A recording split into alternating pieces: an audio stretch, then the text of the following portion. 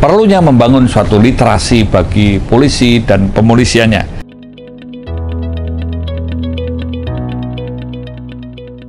Nah, konteks literasi ini tentu bisa dipahami dari konteks bagaimana kemampuan warga dalam kesadaran dan penyadaran hak dan kewajibannya sebagai warga negara.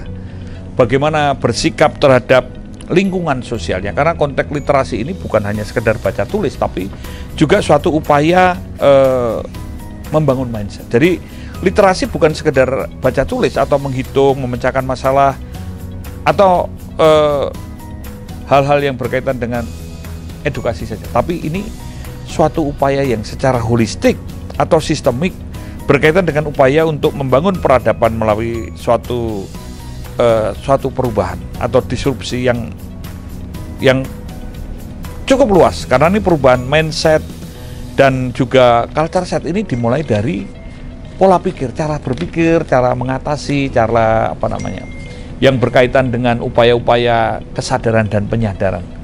Konteks inilah yang sebenarnya kita memikirkan bagaimana masalah kita sebagai anak bangsa selalu memiliki suatu kemampuan untuk sadar dan bertanggung jawab menjaga ideologi bangsa Pancasila, juga membaca, memahami, dan mengimplementasikan apa yang menjadi amanat konstitusi negara kita atau Undang-Undang Dasar Negara 1945, dan juga berkaitan dengan merawat kebinekaan serta juga NKRI, Negara Kesatuan Republik Indonesia.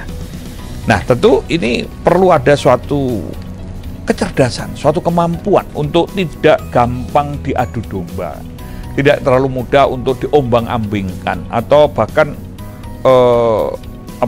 diprovokasi, tidak ikut-ikutan, tetapi untuk semangat dan spirit sadar bahwa produktivitas bagi masyarakat ini sangat penting. Keamanan dan rasa aman ini menjadi suatu hal yang merupakan kewajiban kita bersama yang harus dilakukan untuk kita jabarkan bagaimana untuk melindungi segenap bangsa Indonesia dan seluruh tumpah darah Indonesia, untuk memajukan kesejahteraan umum, mencerdaskan kehidupan bangsa.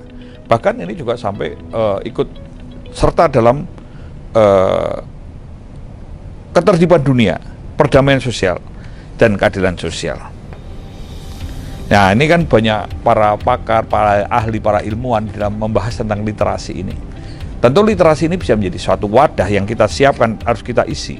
Dan ini perlu kita kembangkan untuk membangun suatu sistem transformasi, baik itu melalui edukasi, training, bahkan coaching. Karena konteks membangun peradaban ini tentu juga akan berkaitan bagaimana manusia dan semakin manusiawinya manusia. Nah, tentu kecerdasan bagi manusia tidak hanya IQ, tetapi juga EQ atau emotional quotient, dan juga SQ atau social quotient-nya. Nah, konteks ini tentu kita sistem edukasi menjadi sangat penting.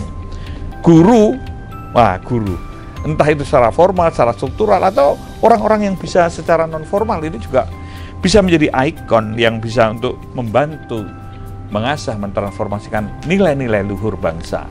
Ada konteks-konteks nilai-nilai kearifan lokal juga ini bisa. Karena ini perlu para guru, para orang-orang yang ditokohkan baik formal maupun informal itu bisa selalu menginspirasi, menjembatani, memfasilitasi, memberdayakan, menemukan, memotivasi, bahkan memberikan solusi. Nah, ini tentu kita juga perlu menemukan talenta-talenta dan potensi-potensi yang ada di dalam masyarakat ini.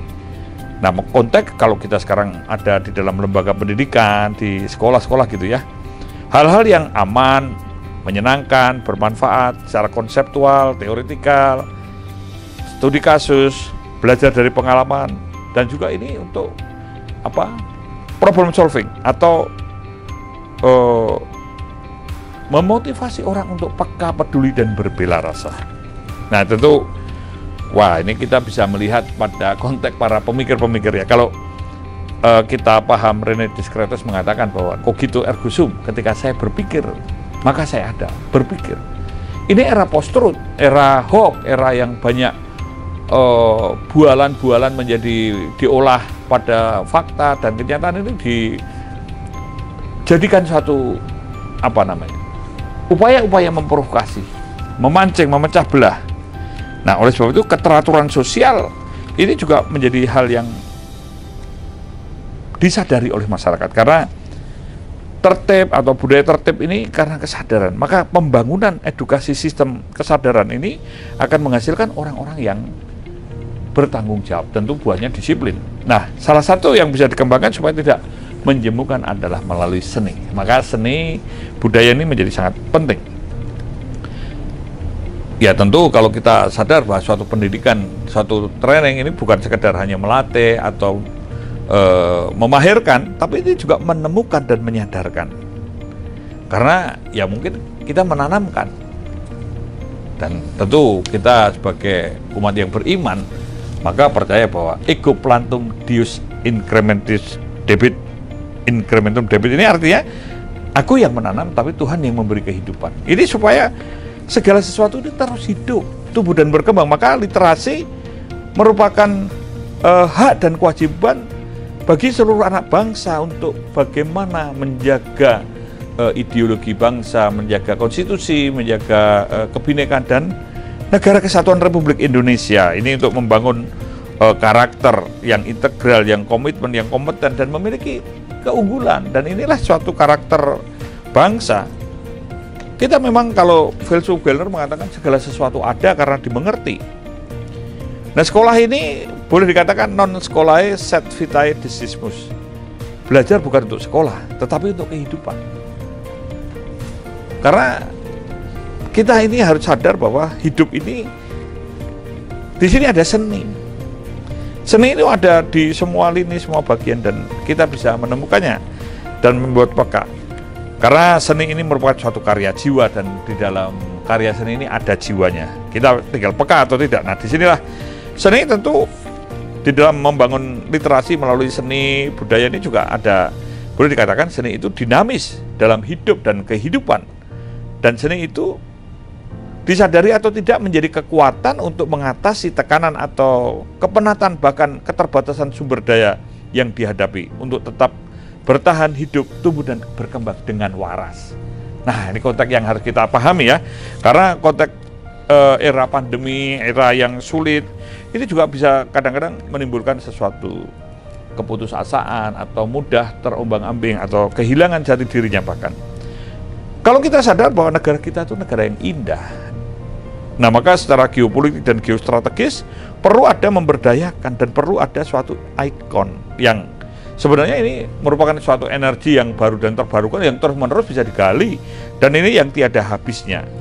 Salah satunya juga kita memikirkan bagaimana yang berkaitan dengan sadar seni budaya dan pariwisata. Nah, di sini kita membuat cinta bangga akan tanah air, dan kita juga semakin manusiawinya manusia, sehingga harkat dan martabat manusia ini bisa terus tumbuh dan berkembang. Mas Darwis atau Masyarakat Sadar Seni Budaya dan Pariwisata ini selain mencerdaskan kehidupan bangsa atau juga bernegara, tapi ini juga membangun patriot-patriot bangsa yang cinta bangga sebagai anak bangsa dan cinta bangga sebagai orang-orang yang memiliki tugas dan tanggung jawab. Karena masyarakat sadar seni budaya ini memerlukan suatu kepekaan, kepedulian, kemampuan, kesadaran dan tanggung jawab serta disiplin untuk bisa memberdayakan apa yang ada. Saanane, saisane iso kanggo urip lan nguripi.